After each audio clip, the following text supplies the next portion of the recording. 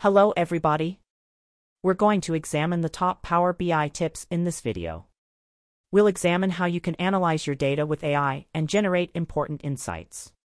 We'll examine how to easily incorporate your reports into PowerPoint and Microsoft Teams. We'll even examine how you might be the first to use preview features. Tip number 1. Natural language can be used to communicate with and comprehend your data. Up on the top tab, let's click on Insert, and here in the AI Visuals category, Q&A visual that is present. Let's make that click, and it now inserts a new visual in the report editor below, and it instructs you to ask question on your data, and I can see several suggestions down below. Suppose I would like to know the total amount of income made for the last 3 years. I just need to click on that, and I see that there are 6 million. Not too bad for a cookie company. I'll close that now. And now, let's attempt asking questions regarding this information. Assume I would like to find out which customer brought in the most money overall. Now as I type in customer, you see that it underlines it, and the reason for it is because it is unsure if I am referring to the customer ID, which is one of my fields, or the customer name, which is also one of my fields. I want the customer name. I'm also fond of this option. Additionally, as I type that down below, it's neat. You'll notice that Power BI already recognizes every one of my numerous customer names.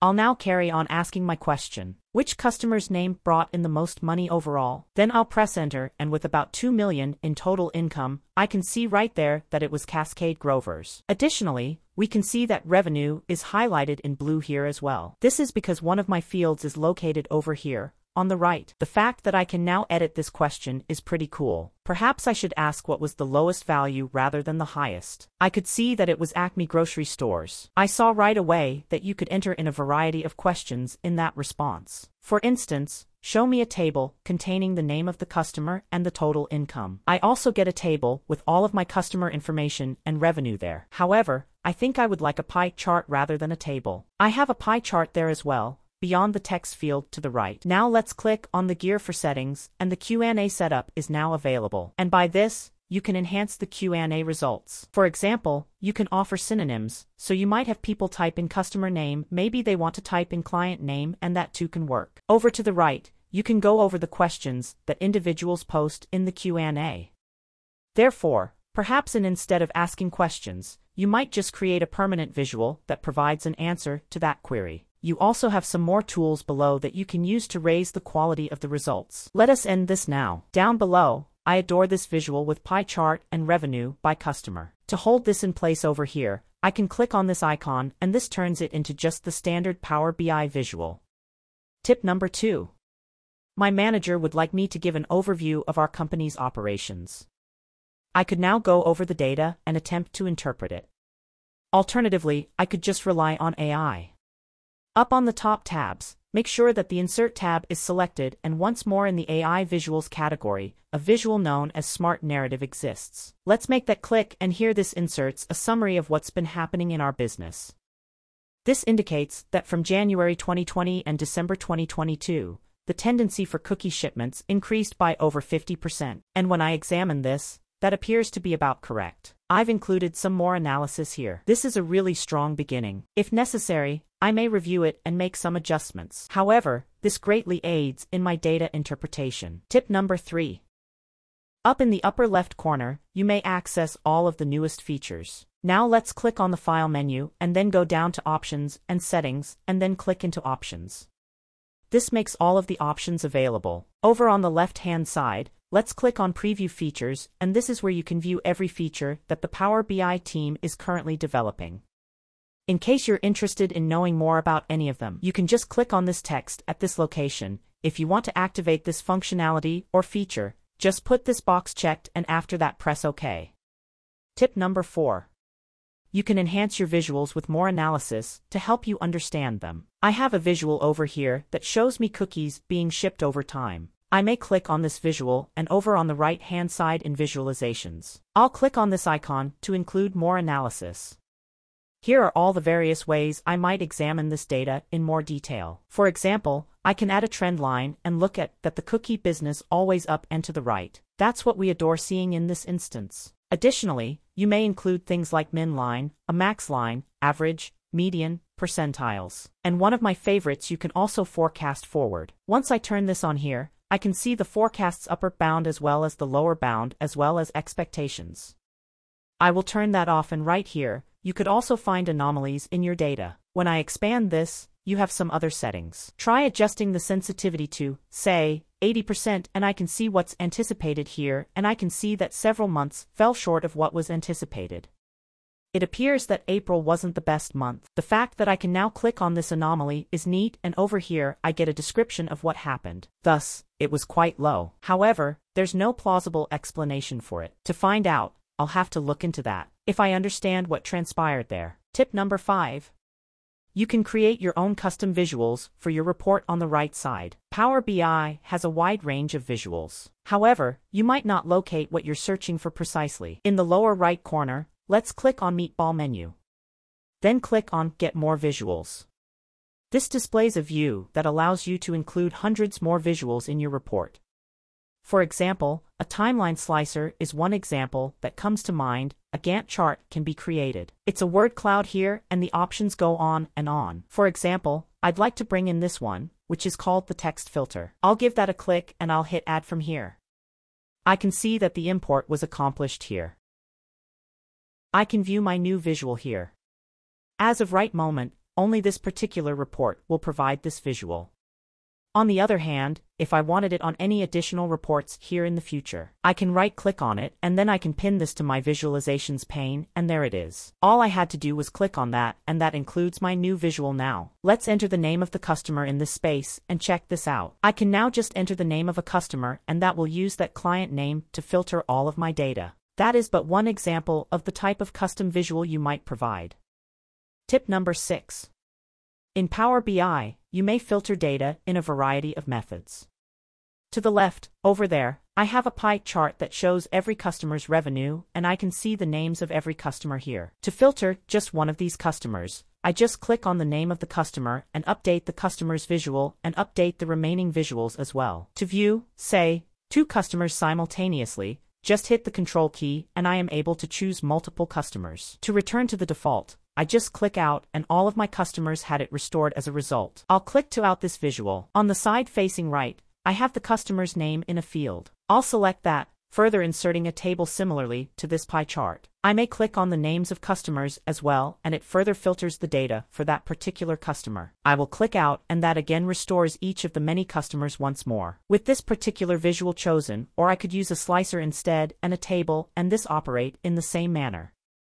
I'm able to check these boxes here. I could multi-select by pressing Control, and that narrows down my data to those customers once more. Among the many cool features of a slicer, if I click on Format Your Visual here, I'll expand slicer settings. I can select the vertical list. We could go with the tile view, and after that, then I could filter this way, or we could even select a drop-down list. Additionally, I may filter here based on my customers. So many options for filtering. I'm going to eliminate this drop-down. I'll click on more options here, then remove. This entire page can also have a filter applied to it, and even more than one page. I'll make the filters pane larger, and from this point on, I can add the customer's name to the page's criteria. Let's say, this page should be filtered by Acme Grocery Stores, and I'll select that and all the info is filtered there. Down below, I can also apply it to every page. With the filter set here, I can configure it so that none of my viewers are able to access or change these filters. Above that, I can click on this icon and report viewers won't be able to alter this filtering in that way, and this filtering will be locked in place after I publish. Tip number 7. You can make your reports available in Microsoft Teams. You must first ensure that your reports are published. At the upper right corner, let's press the Publish button, and in here you can choose your destination. I'll place it in my workspace, and it was effectively published there. I'm going to click Got it. In Teams on Microsoft, I want to add it to the Senior Leadership Team General channel. At the top, I'll click on the plus icon to add a new tab. You may look up Power BI here. I'll click on it directly underneath. Let's hit Save Now. A link to your Power BI report can be included here, or you might browse the workspaces as an alternative. I'm going to my workspace, and after that choose my new report, KCC New, and after that, click Add to examine that. This Power BI report is now available on a new tab for me, and the really neat thing is I can interact with this report. Here I'm able to filter by customer, so I can access all of the features of Microsoft Teams immediately from a tab. Tip number 8. Before importing your data into your data model, you can use Power Query's built-in capabilities to ensure that it is of high quality. On the Home tab, now let's click on Transform Data. The Power Query editor now opens as a result, and to check the quality of your data, all you have to do is scroll through the rows, or you may check that everything makes sense by going through the columns. You can also use Power Query for this. Underneath the column header, there is a green line, and when I hover over that here, it tells me that all of my data is valid. I can see that there aren't any blank rows. Nonetheless, if the data contained any errors, this context menu is clickable by me, and I have different options here to assist me in cleaning up my data. Up on top, we can also click the View tab, and there are various ways to preview the data here. For example, if you mouse over each column to see how good it is, here I can toggle this on, and I have the ability to instantly check the quality of each of my columns. You also possess some additional information. I am able to turn on column distribution. I may view details about my various columns here, like how many distinct or unique values appear in that column, and to test it, you may even bring up some summaries. I'm going to check this box now. Allow me to select my order ID column, and down below, I can see all of my different statistics and how they are distributed across all those various items. This will enable you to analyze rapidly if your data is of high quality. Tip number 9. You may make it quite simple for other people to view your report. My report has been published to the Power BI web portal here. At the upper left corner, I'm going to click on the File menu, and the ability to create a QR code is available here. This code can be scanned by others using a phone, and they will arrive at this report instantly as a result, as long as they've got access already. Tip number 10. You may publish your Power BI report straight to PowerPoint. At the top, I'm going to click on Export menu, and the PowerPoint option is available here. You can embed an image, which will just take a static shot of what you see in this report and add it to your PowerPoint. Even more awesome, though, you can embed live data. Let's give it a click, and right here, we can copy this report page link. Let's copy this. Here I am in PowerPoint right now. I will access the Insert tab, and right here in the middle, Power BI option is located. Upon clicking that, I can put my URL here. Then after that, click Insert, just like that inserts the report directly onto my slide. Additionally, this data is interactive because it is real-time. Right here, I'm able to filter by customer, and the data is automatically updated. That is such a powerful method of delivering accurate and updated information. Tip number 11. All of the crucial metrics for your company can be assembled into a dashboard. I recently uploaded this report to the Power BI online site, and in the upper right corner, our revenue for the previous month is shown. This metric is highly appreciated by our management, so I'd like to confirm that it's on a dashboard. I'll click on this icon right here to pin this visual. Here I have the option to pin it to a dashboard. I also prefer an already built dashboard, and click on Pin after that. I'll head over to the dashboard now. I can now view the revenue from last month. A dashboard's ability to display metrics from numerous reports in one location is a nice feature. Tip number 12. You can also set alerts on different metrics using the dashboard. I can click on this context menu here, and the option to manage alerts is located here. This causes a pane to open on the right. I can also include an alert rule. Here is the revenue for the previous month. Perhaps if it falls below, say, 100,000, our firm might suffer greatly. I could choose how frequently I wanted it to alert me here, and I could also decide if I want it to send an email as well. Now when I save and close, whenever the income drops, I'll be alerted when that happens. To manage all of my alerts, I'm going to click on this context menu, click Manage Alerts, and all of the many notifications I've made are visible here. Right down to the bottom, Power Automate can also be used to start other processes. This is outside the purview of this video. However, let's take an example that you desired a message to be sent to Microsoft Teams and put out an email. Power Automate is a tool you can use for that. Tip number 13.